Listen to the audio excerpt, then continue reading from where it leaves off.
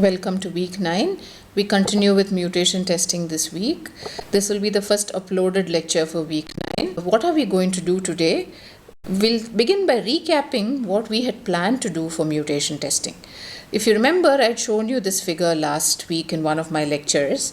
I said this is an overview of what we're going to do for mutation testing. Two kinds of mutation testing, one that directly tests based on the BNF grammar, one that applies the mutation operator and tests.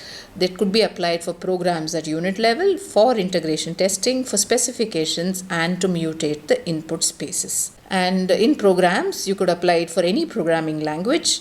You could apply it to test compilers, and you could mutate program and test. This is what we had looked last week.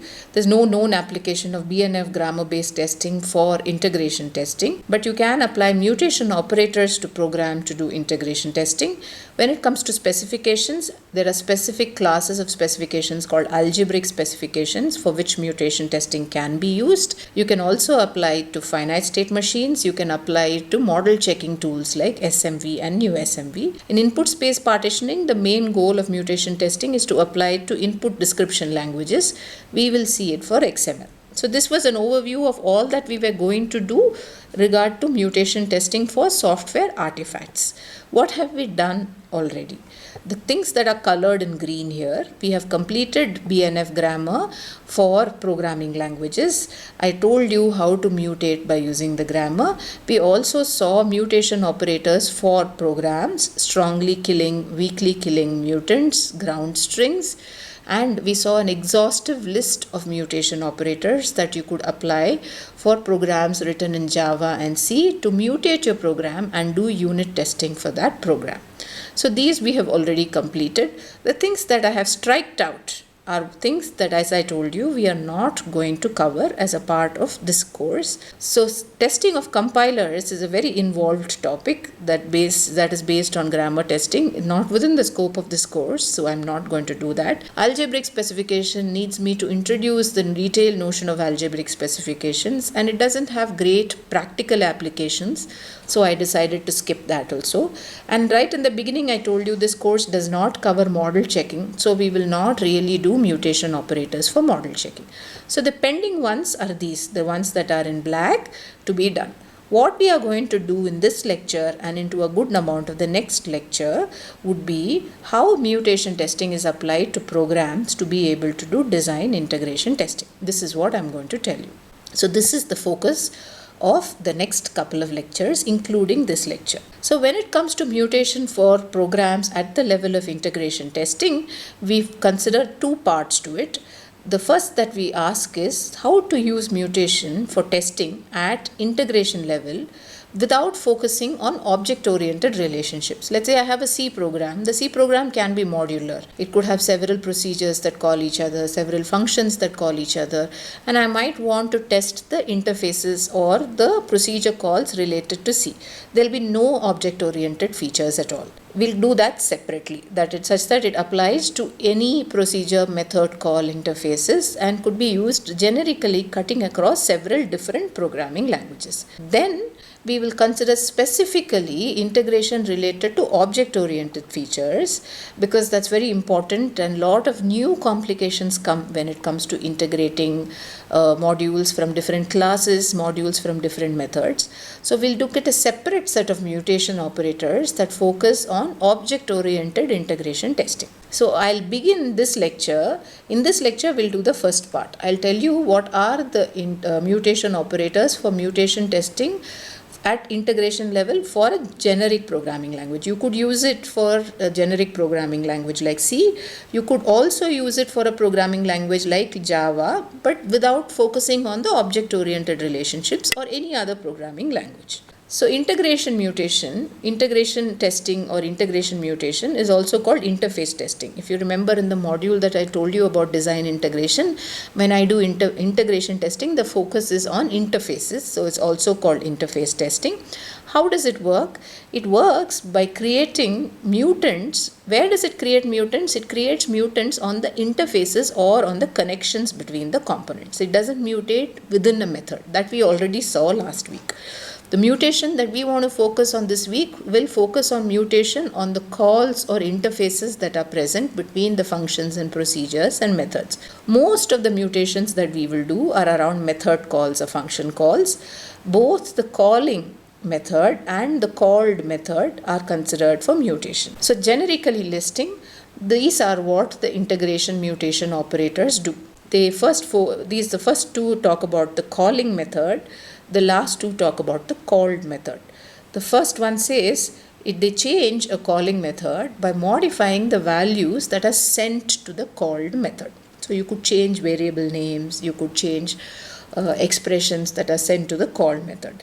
The second mutation that again focuses on the calling method is that it modifies the call itself. We'll see examples of how to do this. The other two kinds of mutation focuses on the method that is being called method. It changes the called method by modifying the values that enter and leave the method. What does the called method return? What does it enter? What leaves it? So typically it includes parameters and variables from a higher scope also for object-oriented programming, including variables that come from a class level, from package level, public variables, and so on. Of course, if you're in C, it doesn't make sense, but if you're working with object-oriented programs, then you need to worry about this also. The last kind of mutation will change the call method by modifying statements that return from the method. So here it modifies the values that enter and are returned from the method. Here it modifies the statements itself that return the method. Only the return statements. We don't focus on modifying the internal statements. When we do unit testing, we would have tested that method separately by modifying the internal statements. We don't have to consider that. So here are 5 generic interface mutation operators that we will be discussing. As I told you, you can apply it to any programming language that is modular across, without it being object oriented. It applies to any programming languages. So we'll see them one at a time. The first one we will see is called integration parameter variable replacement. Don't worry too much about these abbreviations. I have given them because the book has them, and sometimes it's useful as a matter of convenience, but you don't have to remember the abbreviation, and they are by no means important for us. So if you see, every operator begins with the word integration. So it says, what do I do? In integration, I replace a parameter variable. That's the first mutation. The second one says, in integration, I insert a new unary operator. So let's say if you call a method with x comma y, maybe instead of calling a method with x comma y as arguments, you will call it with minus x comma y. That would be a unary operator insertion mutation. The third one says, I change the parameters that are called while doing the interface or integration. The fourth one says, I delete the method call itself. See what happens. It's a natural thing to do, right? Maybe it's a redundant call. So it's a mutation could delete the entire method call itself. The last mutation says, I modify the return expression returned by the callee method. So we'll go ahead and define one at a time. The first one, integration mutation operator IPVR, expands as integration parameter variable replacement. So what does it say? If you read it out, it says there is a parameter, which are the parameters with which the method is being called by the caller method. This mutation says, take each parameter in the method call and replace it with each other variable of compatible type. So let's say there is a call to a method called G with 2 parameters A and B. Maybe you replace it with C and D such that the type of C matches with the type of A, the type of B matches with the type of D. Why does type matching important? It's important, the type should be compatible or matching. Remember, it's important because the mutated program should be able to compile, execute and run for the notion of killing. So I can't replace it with any other variable. I replace the parameters with other variables that are of the same type, of compatible type, that are also present in the program. In object-oriented languages, when we apply integration parameter variable replacement, we also have to consider replacing primitive type variables and objects. So in summary, what does this mutation operator says? It says that the caller is calling a callee procedure with some variables. Those variables are called parameters. Go ahead and change these parameters to any other variable of a compatible type. That's all it says. The next mutation operator, called as integration unary operator insertion, What does it do? It says there is a method call, there is an expression in the method call. You modify the expression by inserting all possible unary operators in front and in behind. So as I told you, suppose there was a call to a method at some point, let's say call to a method f which had 3 parameters a, b and c.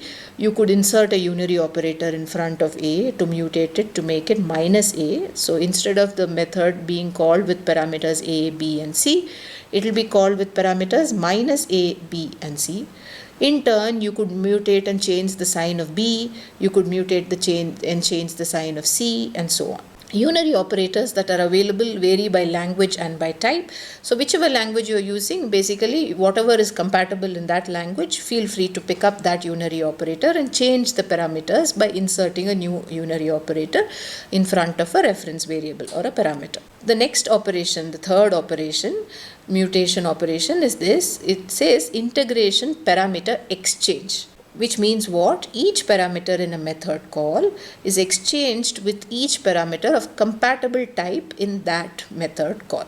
What does it mean? It says if the method call, for example, is something like this, a comma b, then I exchange the parameters a and b. I instead create a call which says max of b comma a. Maybe this will find a bug. This is a useful interface mutation operator. The next one that we will see is what is called integration method call deletion.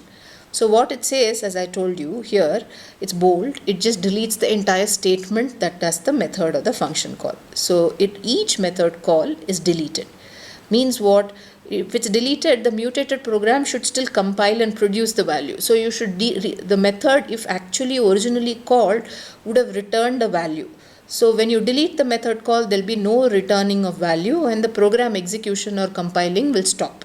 So you can't just delete and hope everything will be fine. Obviously, the program is not going to compile for you to see if there is any error. So when you delete, you also do the following. If the method returns a value and it's used in an expression, the method call is replaced with an appropriate constant value. Let's say there was a method call which was returning an integer value which was used in an expression at a subsequent point in the program, in the main callee program. So what you do, you go ahead and replace wherever it was used, this method call was used, with a simple assignment of some constant integer value so that the main program continues to compile and execute without any problem. When I specifically apply this method call deletion in a programming language like Java, I must be careful. The default value should be used for methods that return values of primitive types also. If a method returns an object, then the method call should be replaced by a call to the special new method within the appropriate class. Otherwise, you'll run into trouble. So the final generic mutation operator that we will see is what is called integration return expression modification. What does it say? It says each expression in a return statement in a method is modified by using any of these operators. If you remember, we had seen these two operators in the last week's lectures, when I had explained to you about method unit level integration operators. We had seen category of operators one after the other. We had specifically seen this unary operator insertion, which inserts a unary operator similar to the one we saw here in this slide. This inserts unary operators for parameters. This could insert unary operator in any expression. And then there was arithmetic operator replacement, which lets you replace with a plus with a minus, plus with a star, minus with a star, star with a plus, and so on. So you could use any of these mutation operators and change the expression that was involved in the callee method returning the value to the called method. As I told you, don't make any other changes to the internals of the callee method. Only the return part of the expression is changed because our focus is only on interfaces. Just to summarize, what I set out by giving you are 5 generic interface mutation operators which could be applied for any programming language. The first mutation operator says you take and change or replace the parameters that are called during the call. You could change the parameter by inserting a negation or a unary operator. You could exchange the parameters. You could delete the method call but replace it with a dummy stub so that the main program continues to run. Or you could change the return expression modification by using any of the method level mutation operators. All these 5 mutation operators can be applied to any programming language when you want to focus and test interfaces.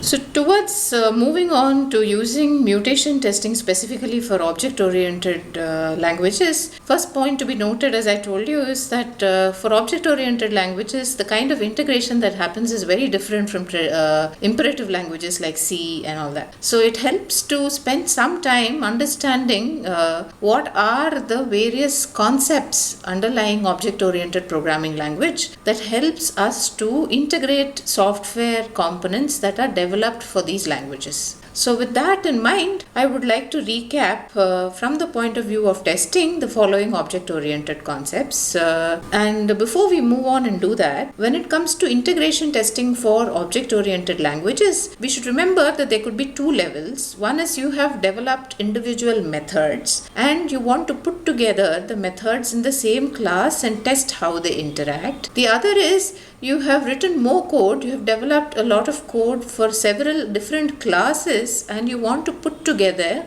the code of these classes and test the interactions between the methods that come from different classes. Whatever it is, the concepts that we will be recollecting today will help us to do both these kinds of integration testing. So what are the features that we will recap? Please note that this is not meant to be an exhaustive introduction to these features. We are only going to give a brief overview of the listed features here from the point of view of our use in testing. So we'll use it here for mutation testing, and later when I do exclusive modules on object-oriented testing, we will revisit some of these features. So I'll tell you what encapsulation is, class inheritance, method overloading, method overriding, hiding of variables, class constructors, and the notion of polymorphism. So the first one in our list is encapsulation. What is encapsulation? Remember, the center of object-oriented languages is to do abstraction. Encapsulation is one of the abstraction mechanisms that several object-oriented languages offer. Encapsulation is an abstraction that enforces information hiding. The word encapsulate says you close something, you hide something. It frees the clients of an abstraction from unnecessary dependence on certain design decisions that you don't want to happen at that level of abstraction. Sometimes at an abstract level you want to not know about certain decisions. At a refined level of the abstraction you want to know about these design decisions. Encapsulation helps you to do that. Through encapsulation, objects can restrict their access to member variables and methods by other objects using encapsulation. Java supports 4 different access levels. Other programming languages that support object-oriented features might have other access levels. The 4 access levels that we will discuss with reference to Java in mind are private, protected, public, and default. Default is also called package. Because default is also called package, the default access, if not specified, is package. So how do these access levels look like? For example, if a particular entity is private, let's say a variable is private, then here are all the access levels. Read capital Y as yes, N as no, small n as no. So if a particular variable is private, then within the same class it's available for access. From different class, same package, in different package subclass, in different package in a different class, it's not available. If a particular variable is declared as package, which is the default declaration, it's available within the same class, in different class but within the same package, but it's not available in a different package and a different subclass. If a variable is protected, then it's yes for class, yes for different class and same package, yes for different package, and no for different package, non-subclass. Public access is available throughout. There is no restriction. The variable or the entity can be seen everywhere. So this is what encapsulation deals with.